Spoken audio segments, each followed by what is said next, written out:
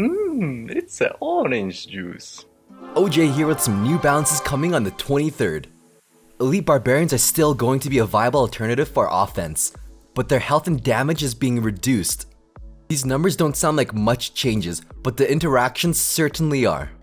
There was a rounding error where Elite Barbarians versus themselves would kill each other in 5 hits instead of 4, because the last hit had 1 health remaining.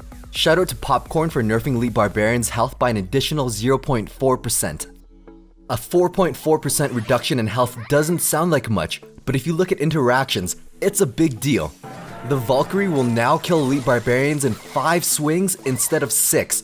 With her splash attack, this is a pretty huge change. Along with the health reduction, we're going to see a 4% damage reduction. This affects their defensive capabilities where they're not able to stop a giant or world giant as fast, requiring 1 extra swing. There are a lot of other interactions. The mini P.E.K.K.A can tank 1 more hit. Now they can tank a total of 5 hits. This is a critical change because the Elite Barbarians swing in pairs. This is huge because if you look at the interaction, the mini P.E.K.K.A will survive the 4th swing, dishing out that final attack. This adds another card that can actually counter Elite Barbarians. Musketeers will kill Elite Barbarians in 1 less hit now. She can kill them in 6 shots. This means that's 2 less shots that the Musketeers require to take care of them. With their attack speed being reduced, they will now swing every 1.5 seconds. This lowers their DPS by 10.5% in larger battles. This is really big. With the new balance change on the left, Elite Barbarians won't be able to stop a giant Musketeer push. Whereas with the old stats, the outcome is completely different. Zap is receiving 1 nerf, hopefully a final nerf. It offered a crazy amount of utility and is pretty much mandatory to carry in all decks. It's receiving a 6% damage reduction. At tournament standard, it will not kill goblins. This kind of works both ways because goblins shifted out of the meta due to the rise of the log. This is troubling now because Goblin Barrel will no longer be countered by Zap for a positive elixir trade. This is an indirect buff to the log and arrows. Aside from stab goblins, it will still interact the same with everything else in the game. Minion Horde will still be countered by Zap. To keep the game consistent, the Electrowizard Zap spawn damage is also being reduced by 6%. He will no longer kill stab goblins with his spawn zap. There's a very precise technique to spawn zap onto 3 goblins. This interaction changes slightly, but the Electrowizard is actually still going to be really reliable against the Goblin Barrel because of his multi-attack. He'll have slightly less health and won't be able to deal as much damage to the tower. If enough people want me to release a video outlining how to pull off this tech, let me know in the comments. It'd honestly just be a short 2-minute video about advanced Electrowizard tech. To make up for the spawn zap nerf, his health is being increased by a staggering 9%.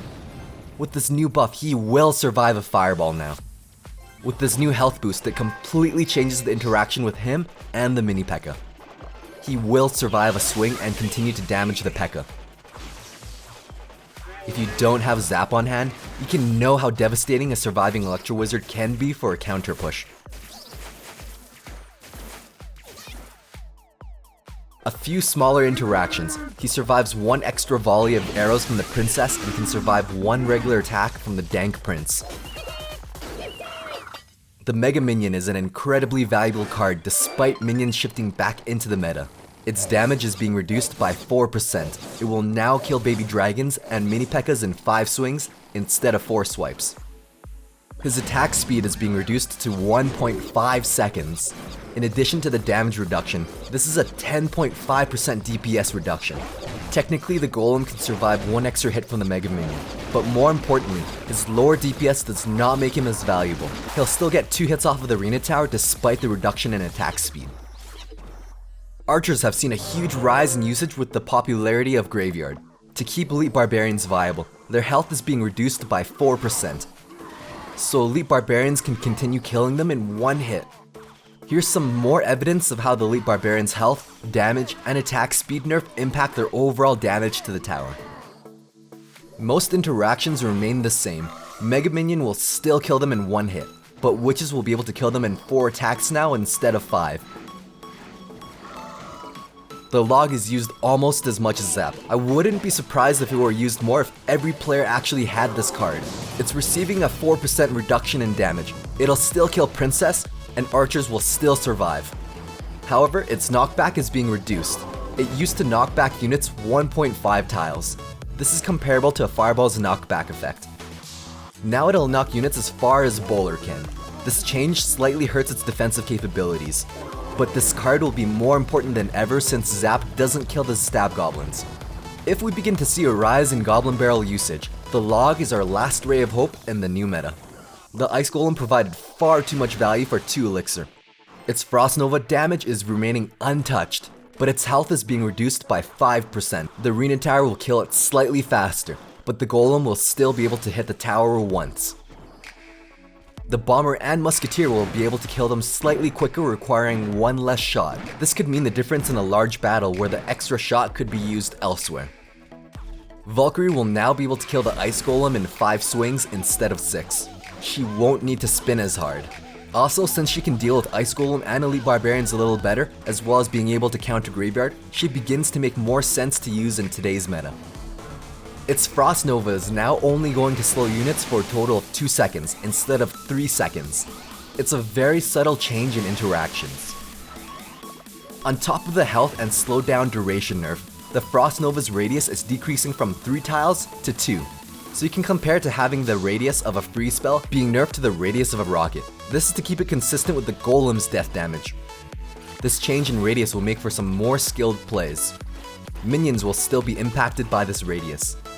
Skeleton Army will all clip the radius. As long as you can position the Ice Golem in the center, he'll still be a very reliable counter to Skarmy. The Ice Spirit is still an incredibly valued card. Not only can it shuffle your deck for 1 elixir, it continues to provide incredible value. Its damage is being reduced by a whopping 10%. It'll still be able to take care of Musketeer and Archers. Those interactions will remain the same. However, the largest change is that it will not bring the Minion Horde's health down to be one-shottable by the Arena Tower.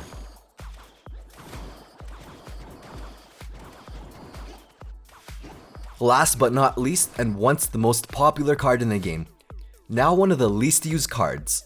The Wizard is receiving a 0.5 tile range increase. He's going to share the same attack range as an Ice Wizard. With all of the new card releases, it almost makes sense to bring this card down to 4 elixir, but that will set a new standard and accelerate power creeping, so I think this buff is more sensible.